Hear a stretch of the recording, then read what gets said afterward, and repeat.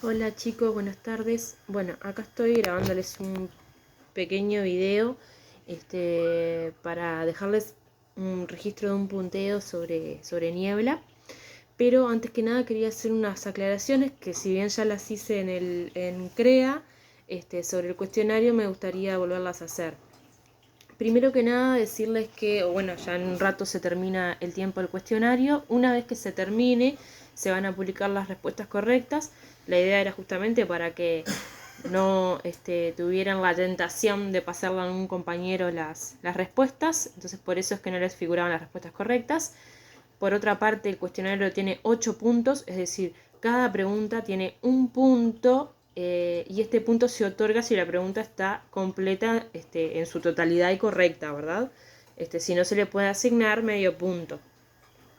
Bien, les digo esto porque CREA hace automáticamente una calificación sobre 12, pero esa no la voy a tener en cuenta. O sea, la calificación del cuestionario es 8 puntos que se corresponden a cada una de las preguntas.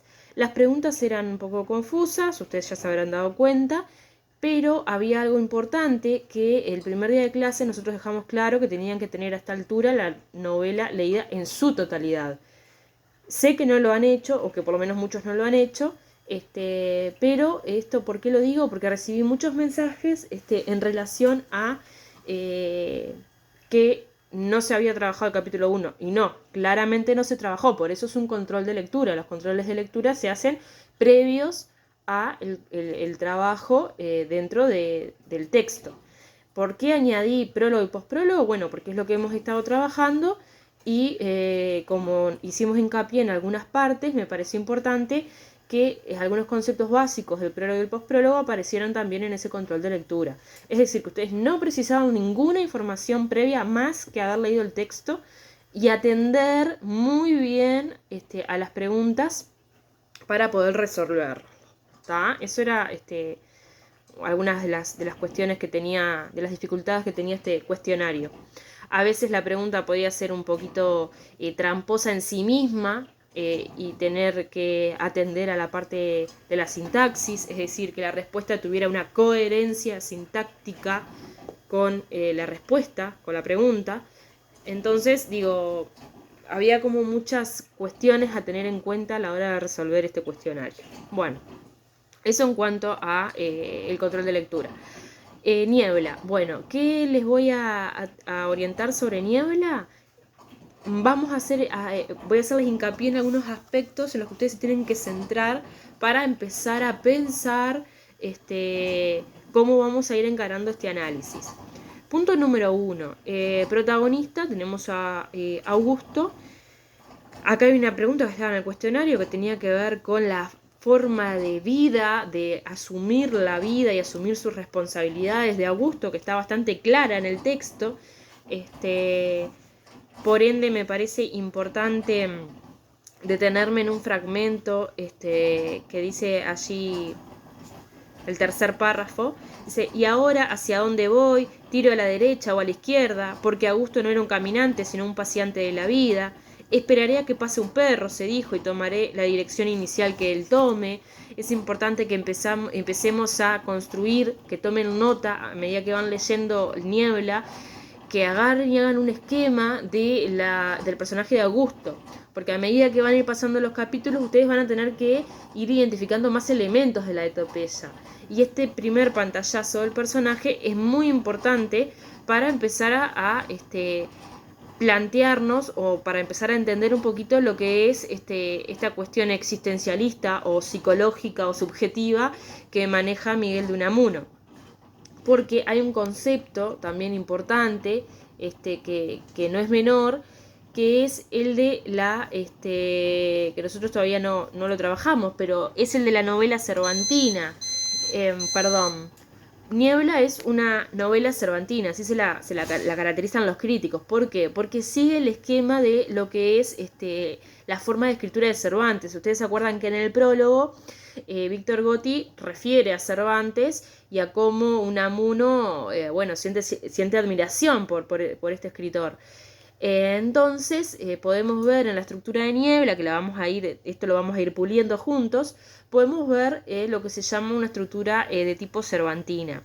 ¿Por qué? Bueno, porque ustedes saben, y si no por lo menos escucharon, que el Quijote es una parodia, ¿sí? Es una burla o una representación de lo que es una novela de caballería. Bueno, también Niebla es una parodia de las tradiciones literarias anteriores. Esto ya lo mencionamos, ¿no? Que es un poco la intención de Unamuno, romper esa estructura tan ornamental, tan conservadora de lo que era la narrativa.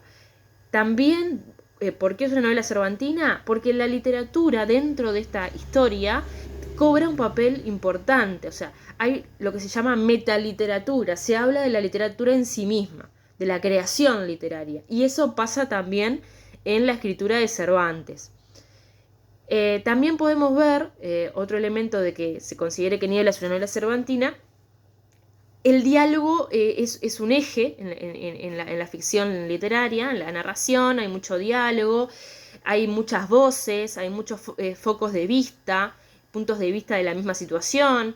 Eh, También hay, bueno, obviamente esto ya lo mencionamos también en el prólogo, mucha ironía, ahí está esa confusión, ¿no? Entre la ficción y la realidad. Podemos ver que esto también es muy importante, se dice que el Quijote sigue el sistema de las muñecas rusas o de la caja china, que es, a ver, como cuando hay historias dentro de historias.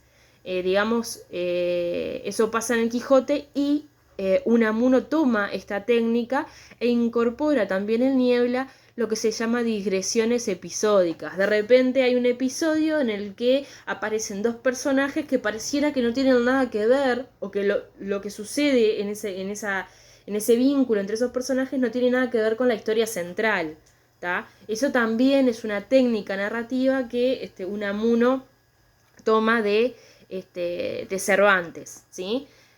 Bien, bueno, otro elemento y muy importante es que Quijote muere en la novela cervantina a manos del autor, o sea, es el autor quien da la muerte a este protagonista.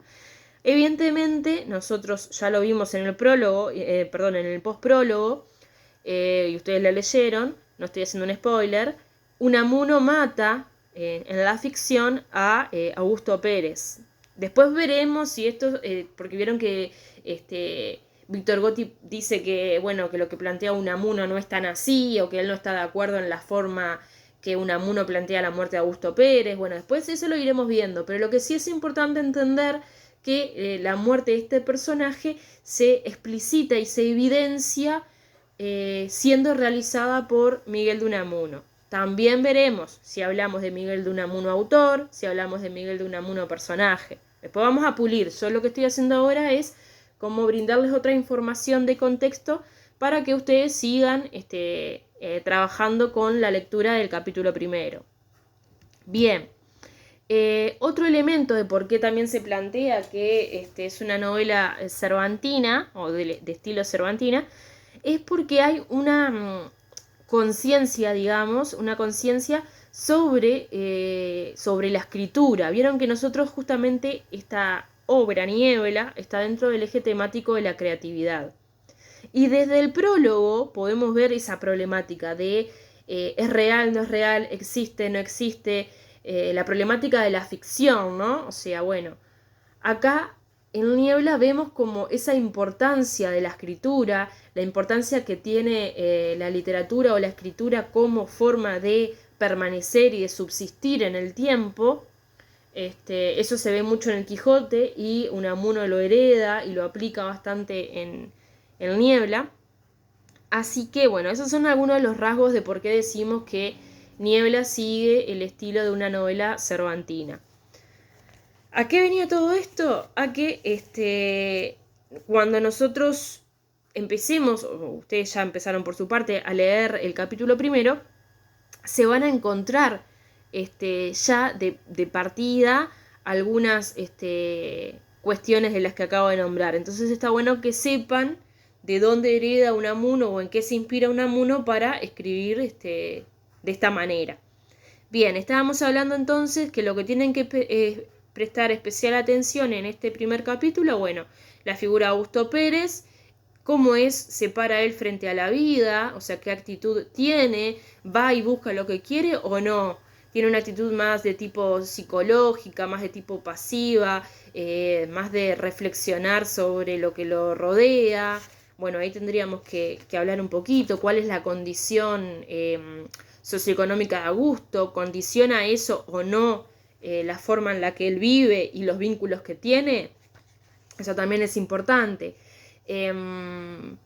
Cómo se vincula Augusto con el resto del entorno que no es su entorno inmediato, o sea, que no son sus empleados. Cómo se vincula con los demás, cómo lo ven, qué imagen tiene él de los demás y cómo él es visto por los demás. ¿Sí? Eso también es importante. Bueno, aparece la figura de Eugenia. ¿Qué valor tiene la figura de Eugenia en este primer capítulo? ¿Es Eugenia protagonista desde el comienzo? ¿Es un personaje en ausencia o un personaje lidido? Bueno, prestar un poquito de atención también a eso. Porque, ¿qué incidencia tiene Eugenia en Augusto? ¿Qué mueve en él? ¿Tá? Y la pregunta, o lo que tenemos que empezar a construir es si lo que ella genera en Augusto tiene como cierto sentido lógico, ¿no? Como si hay un argumento en esa mezcla de emociones y sentimientos que se van generando en Augusto. Bien, ahora, ¿qué hace Augusto con todas estas emociones? ¿Cómo las procesa?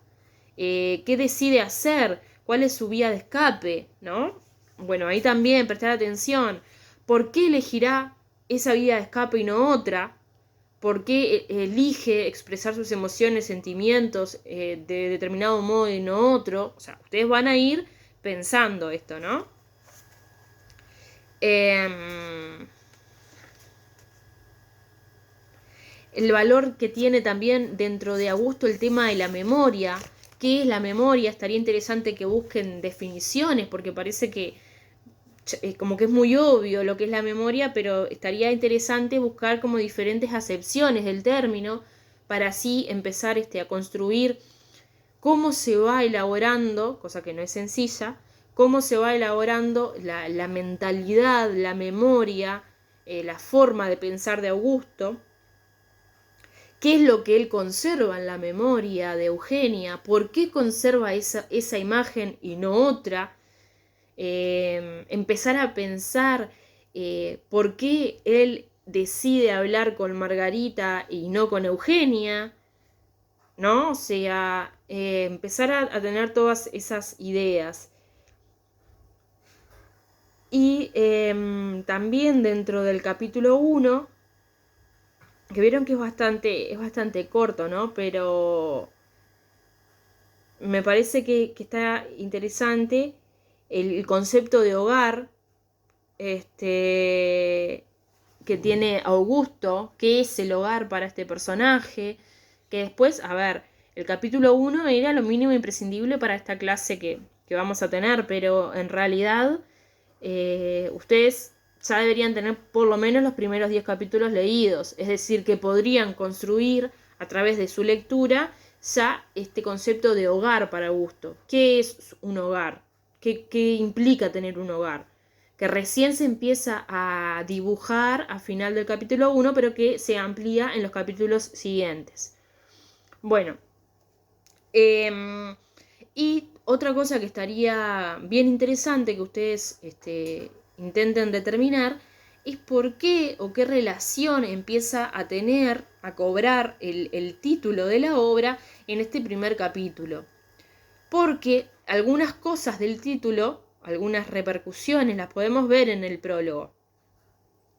Pero me parece que en este primer capítulo empieza a evidenciarse la función de niebla o la simbología de este nombre. Así que bueno, los invito a leerlo, releerlo y empezar a armarse un esquema con un punteo sobre cada uno de los personajes a medida que avanzan en la lectura. También los invito a no quedarse solo con el capítulo 1, porque como verán, como tenemos mucho para analizar, vamos a estar en unas cuantas clases, pero yo voy a dar por entendido que ustedes ya lo leyeron, no vamos a hacer lectura completa de texto en clase. Vamos a ir analizando los fragmentos más relevantes. Entonces es importante para eso que ustedes tengan una lectura completa.